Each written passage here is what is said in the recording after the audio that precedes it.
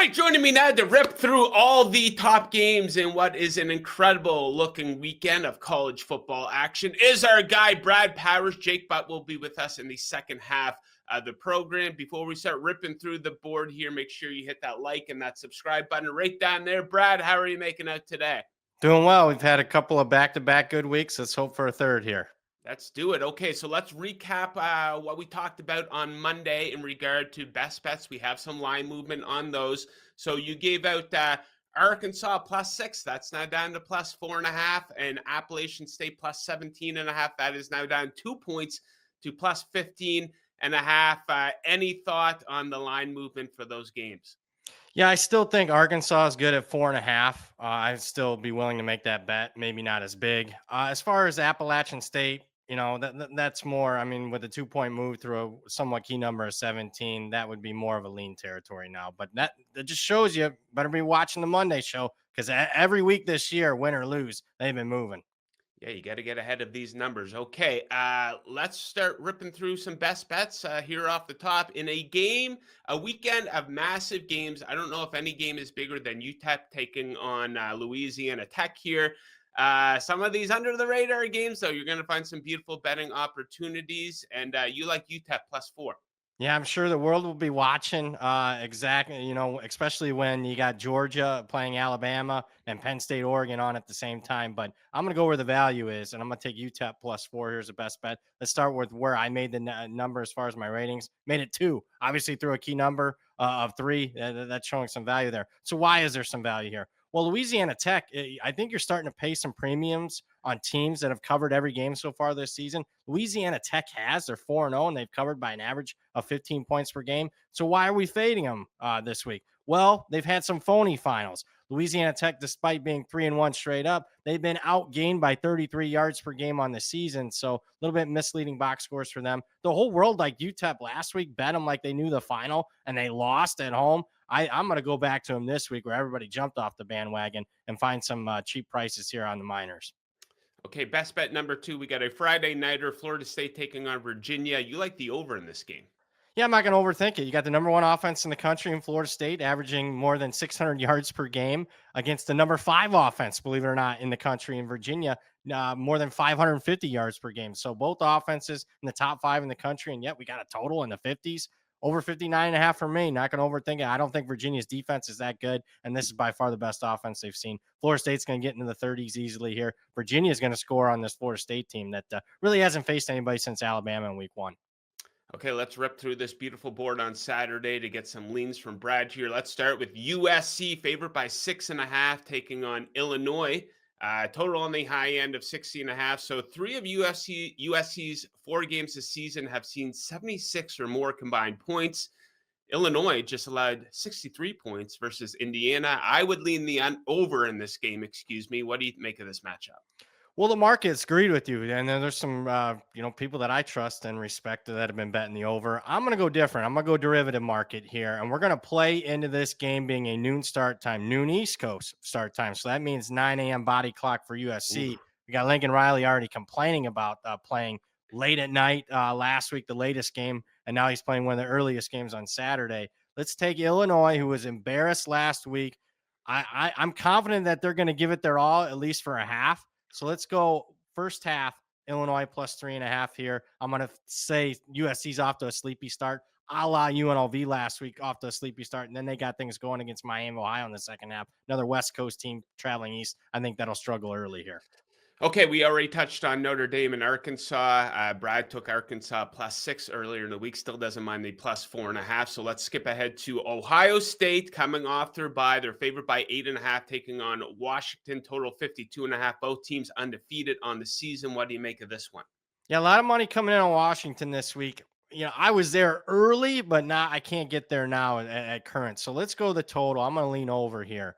Number 1, I think Washington's offense is the best that Ohio State's defense has seen so far this season. That includes Texas. And speaking of that Texas game, I know Texas only scored 7 points against Ohio State, but if you remember, Texas was moving up and down the field in that game. You look at Texas the next 3 games against terrible competition, hasn't been moving that much. So that tells me Ohio State's defense might be a little overrated. On the flip side, Washington, Their defense hasn't seen anything like Jeremiah Smith and this Ohio State wide receiver core. So I think both offenses have success. Let's go over 52.5. Okay, beautiful looking game going down between LSU and Ole Miss. Ole Miss favored by a point and a half, total 55.5. Both teams undefeated on the season. Rematch from last season that went to overtime. LSU won 29-26. You think LSU beats them for a second straight year? I do. It's a bet that I haven't raced the window to make, but I'm going to lean with LSU plus 1.5 here. For me, if you look at both teams' offenses, both teams' defenses, the most trustworthy commodity for me is LSU's defense, especially going up against a quarterback that's had success for Ole Miss and Chambliss, the backup, but he hasn't seen anything like LSU's defense schematically, athletically. LSU plus 1.5, they went outright. Okay, next up, Auburn, Texas A&M. A&M favored by 6.5, total 52.5. Auburn coming off their first loss of the season against Oklahoma. A&M off their bye after beating the Fighting Irish. What do you make of this game?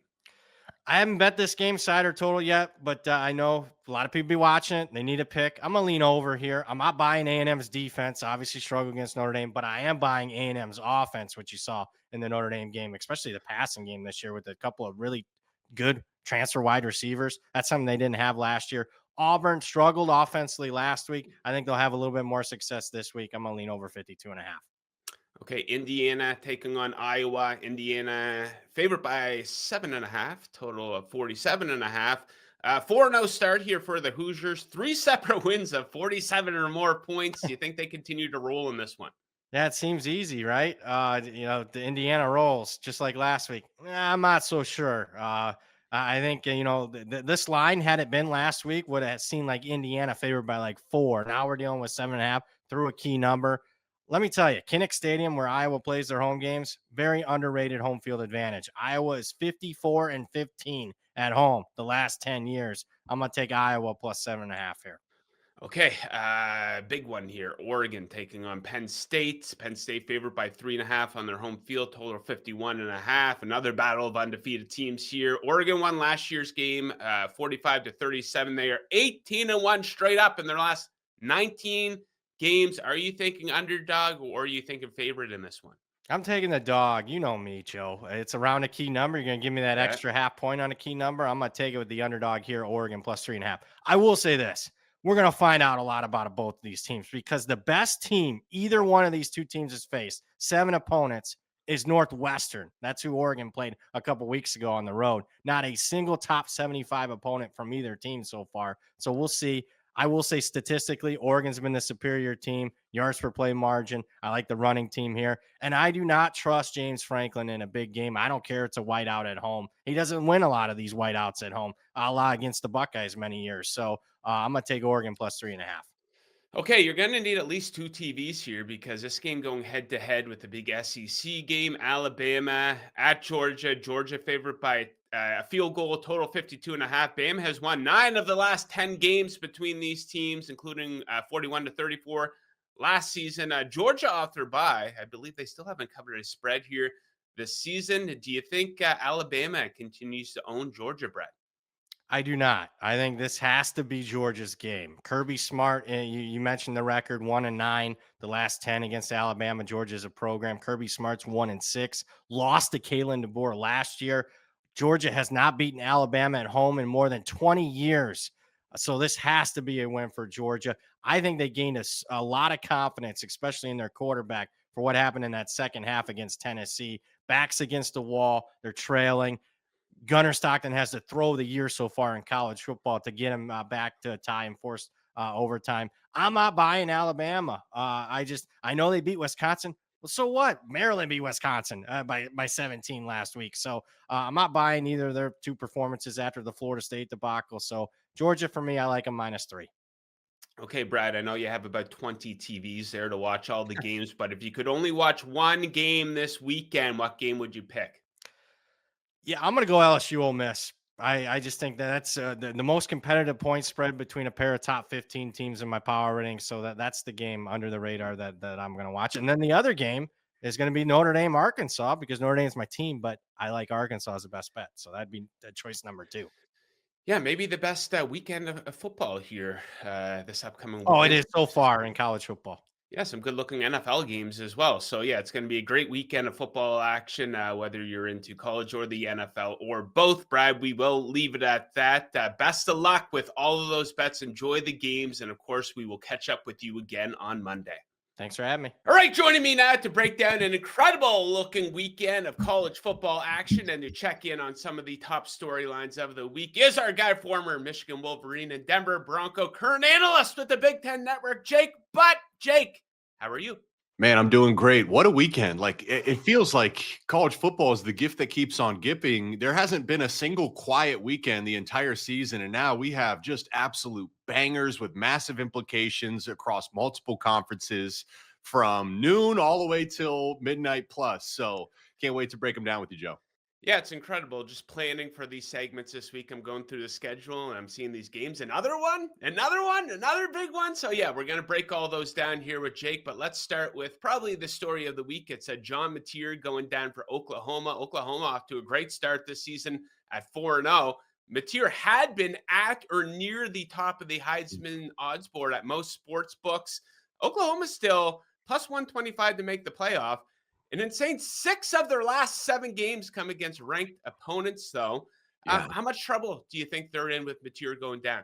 Man, they are in trouble, and it's really unfortunate because this team was playing inspired football. You could feel just the spirit of the Sooners, and we know it's been a few years for Brent Venables to kind of build them to this place. They go out and take a big swing. They bring in John Mateer. They bring in his play caller from Washington State, and everything was clicking. He's more than just a quarterback.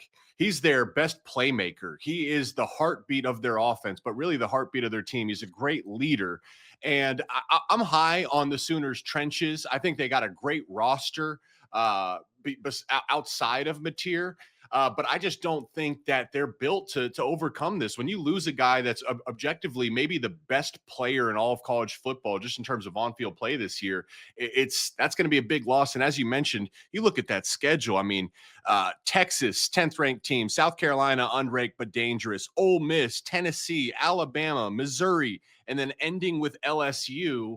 I mean, I think if they can 2 losses, if they can get through the meat of that schedule and come out with only 2 losses, I still think they got a chance at making the playoffs. And then it sounds like there's a chance Mateer will come back at some point. So if they can get him back healthy and, maybe this season could still be special, but he is just the definition of special. And there's just no way you replace a guy like him. Okay, Jake, let's check in on the national championship futures odds board. Top 5 there. We have Ohio State is the favorite at plus 550, followed by Penn State, followed by Oregon, followed by Georgia, followed by Texas, plus 800. That makes up the top 5. Outside of those top 5, if you needed to place a bet on a team to win the national championship, who are you going with? Man, I'm really high on the Miami Hurricanes. And I know, earlier in the year, I'm kind of out on Carson Beck, but what they've done down there, Mario Cristobal, just their GM, they have built a elite roster. What we've seen, let's look at college football last week. Michigan beats Nebraska. Why? They dominated the trenches. Was it LSU Florida? Who played Florida last weekend? Was it LSU Florida? I think so, yeah. Dominated them in the trenches. Indiana, Illinois. What happened in that game? Well, Indiana dominated in the trenches. USC dominates Michigan State in the trenches. Miami objectively has the best trench play from offense and defensive line in all of college football. That to me is the winning formula, college, NFL at any level. So I'm really high on the Hurricanes. I'd also throw in Texas Tech there in the Big 12 with what they did to just punish Utah last weekend. I mean, they went out and took advantage of the current college football landscape. They bought their roster, completely turned it around, and that team is playing inspired football. They got a clear path all the way to a playoff berth, and from there, anything can happen, especially with that talented roster. Okay, so within those top 5, I repeat, Ohio State, Penn State, Oregon, Georgia, and Texas. Which team do you trust the least? Right now, it's Penn State. Just to be honest with you, it's just, and we'll talk about this game in a second. Big game, James Franklin. I mean, just this is the thorn in James's and Penn State's spine. Is they are a really good team. At times they are a great team. At times they play like a championship team. But when push comes to shove, they have not shown an ability to get over the hump. And the deeper you go in the playoffs, the closer those games get, the thinner your margin for error becomes.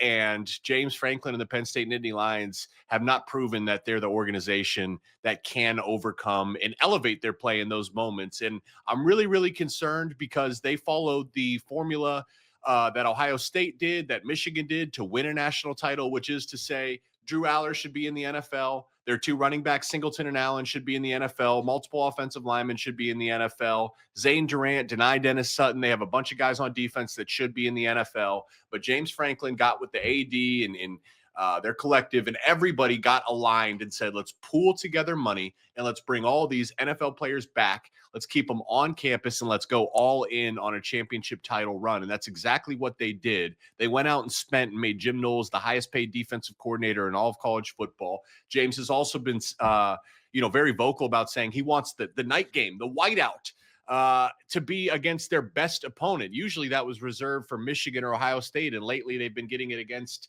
Iowa or Minnesota. Well, now you have a night game against Oregon, and I'm really nervous for the Nittany Lions. So everything James Franklin has asked for, they have within their organization, except for the history that would allow me to be confident in their ability to get it done when it counts. Okay, so let's pick up right there when we get into these best games of the weekend. I need to get your thoughts on them. Let's start with this Oregon Penn State team game on Saturday evening. Penn State is a favorite here, 3.5, total 51.5. Both teams undefeated. Do you like the underdog here? I do. And I especially like Oregon with a 3.5 points. Like, you're getting 3.5 points for the Ducks, which I think has played as good as anyone in college football and deserves consideration to be the top ranked team. We're going to talk about Drew Aller. We're going to talk about Dante Moore. We're going to talk about the Penn State receivers and running backs. And of course, Oregon has weapons, but this game will be won and lost in the trenches. That's just the absolute truth. When you look at Oregon's success offensively this year, Will Stein, their play caller, I believe will win the Broyles Award for the nation's top assistant. If not, he'll be a finalist. Why? Well, they have 8 different guys with 2 or more touchdowns this year. They're extremely hard to game plan against because there's not one single thing that you can take away. They rotate 5 or 6 different running backs, and everything looks effortless. Dante Moore looks like a first-round pick. I think he's more talented than Dylan Gabriel and Bo Nix, the prior 2 transfer quarterbacks that Oregon has taken in. But the foundation that allows all this to work is the offensive line. They've been dominant in the run game. They've kept Dante Moore clean. Now going on the road against by far the best defense they've seen all year. Can the offensive line protect Dante Moore? Can he throw under pressure? How does he respond when he's getting sacked? Just think about the crowd noise. I've played in these whiteout games, and from here to here, you cannot have a conversation, even when you're screaming. If I was a tight end screaming to my tackle saying, hey, watch the blitz is coming. They just can't hear you. It is the loudest environment I've played in college or NFL. So all of a sudden, they're kick setting to try to pass pro for Dante Moore, but they don't get a chance to hear the snap count with Penn State's defensive line flying downhill at them. That is very, very dangerous. And then the opposite is true for Penn State. I am so disappointed in the way their offenses look this year. They go up and they upgrade the wide receiver room. Drew Aller, they talk about him like a top 10 pick, if not a top 5 or number 1 overall pick. Singleton and Allen, from the time they were freshmen, looked like the best running back duo in all of college football. And when I saw them for the camp tour, I thought this offensive line would compete for a Joe Moore Award. And it's been absolutely disappointing. Drew Aller has missed throws.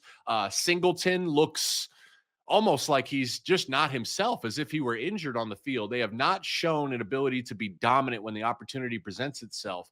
But on the flip side, Tosh Lapoy, Oregon's defensive coordinator, he has struggled in big games. That was Drew's best game last year in the Big Ten championship against the Oregon Ducks. He played so far beyond himself. Penn State's offense was able to run right through the Oregon Duck defense. But can they do it now? Can they do it with the weight of the world on their shoulders? That's another thing here is we know so much about football is mental. Penn State, you listen to these players talk, they know that they've fallen short throughout their careers. They know that the expectation is to win a national championship. They are carrying that weight on their shoulders right now. I am very curious to see how they manage those expectations. But all that being said, I like Oregon to cover in this game. Okay, next up, let's check in on LSU taking on Ole Miss. Ole Miss favor on their home field by just a point and a half total, 55.5 strong starts for both of these teams, but one of those O's has got to go.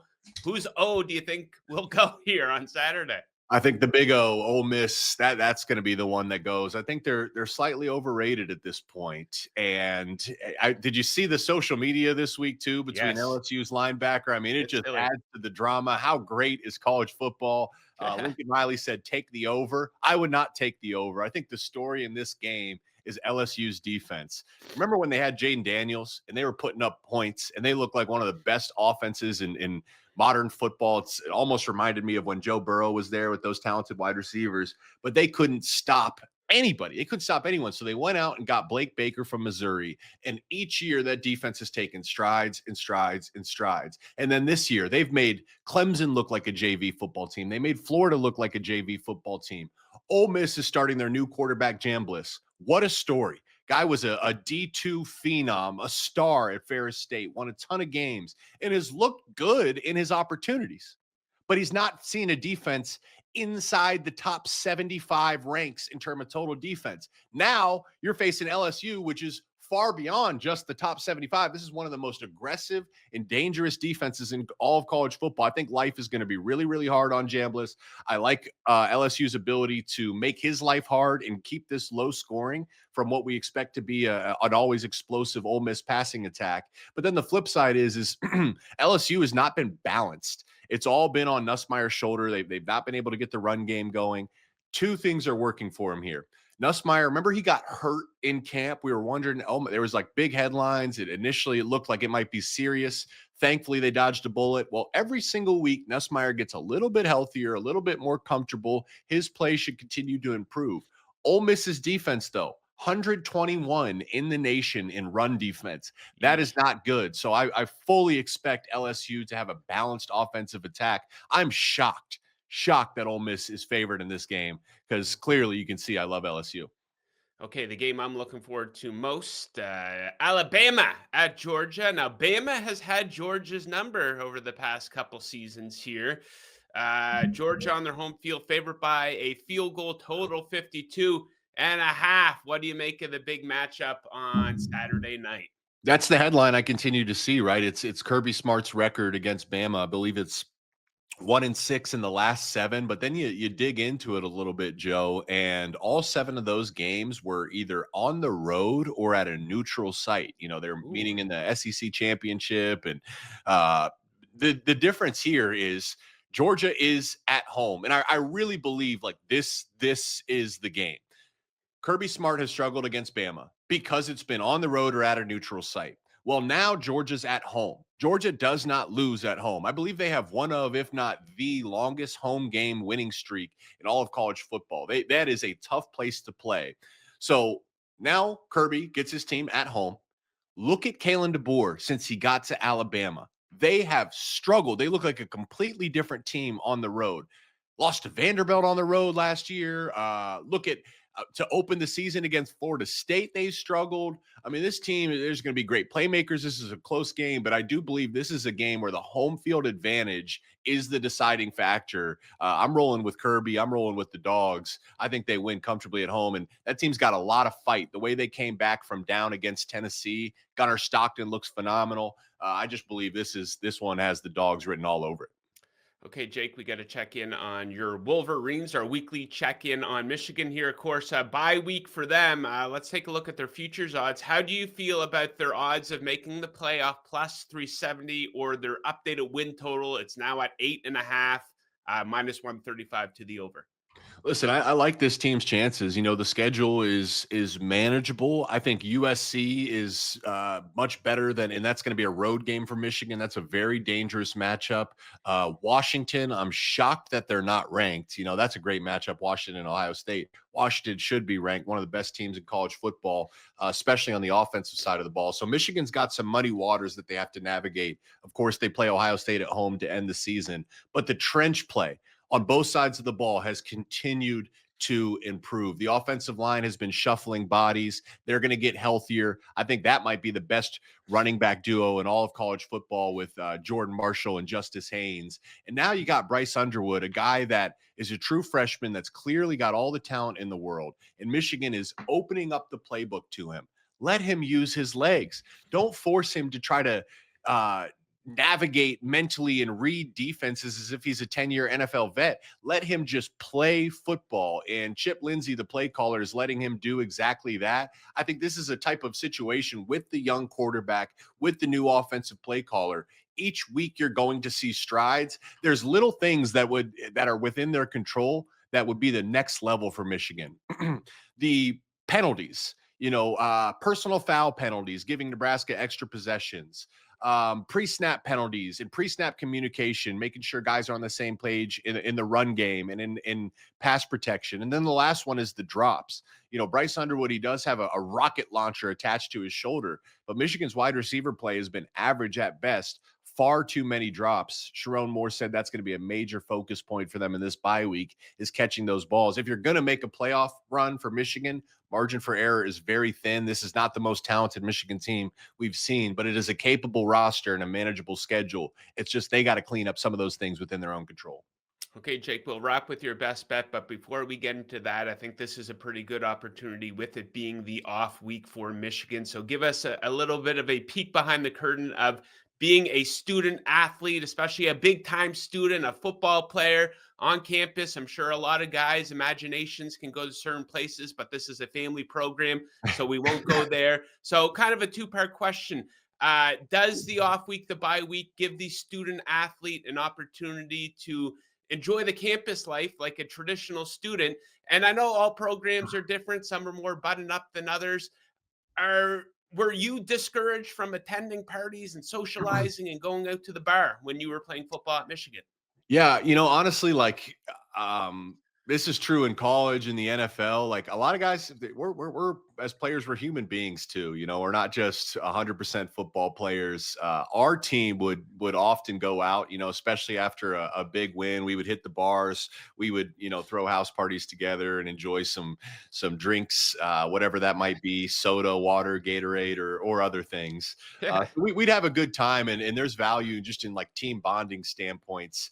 Peyton Manning was notorious for this at Denver. When they won the Super Bowl, they would go out every Thursday and have offensive dinners, and they would get after it. And I think there's value in just coming together as long as you're doing it within reason. Bye week for me, our senior year, which was our best year as a team, we were in Ann Arbor, had a bye week. We drove down to Nashville, saw Chris Stapleton in concert, and rented an Airbnb and had a great time before we drove back and got back to business. As long as you keep the main thing, and it's not getting in the way of your classes, your schedule, your weightlifting or treatment, practice, any of that, I think there's definitely some room to have some fun. So we did that. The key is now, though, Joe, these guys got NIL money. They can fly first class anywhere in the world. So I wonder, does that make it more dangerous because they can just shoot down and pull in on a private jet to Miami or something? I don't know, but a lot of guys still have fun.